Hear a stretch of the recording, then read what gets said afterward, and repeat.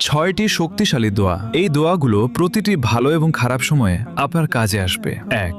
ভয় ও দুশ্চিন্তার জন্য দোয়া। হাসবুনাল্লাহু ওয়া নি'মাল ওয়াকিল। এটি হযরত ইব্রাহিম আলাইহিস সালামের দোয়া। যখন তাকে আগুনে নিক্ষেপ করা হচ্ছিল তখন তিনি এই দোয়া পড়েছিলেন, আল্লাহ তাকে রক্ষা করেছিলেন।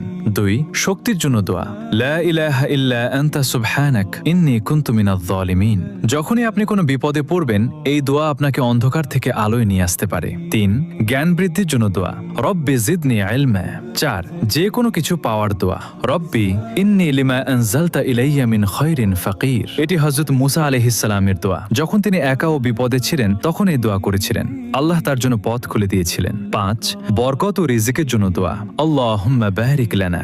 ৬. মনের কষ্ট দূরের দোয়া। আল্লাহুম্মা ইন্নী আউযু বিকা মিনাল হাম্মি ওয়াল হাযান। এটি হযরত মুহাম্মদ সাল্লাল্লাহু আলাইহি ওয়াসাল্লামের দোয়া। তিনি কঠিন সময়ে এই দোয়া পড়তেন, এটি মনে প্রশান্তি এনে দেয়। সবাই কমেন্টে আলহামদুলিল্লাহ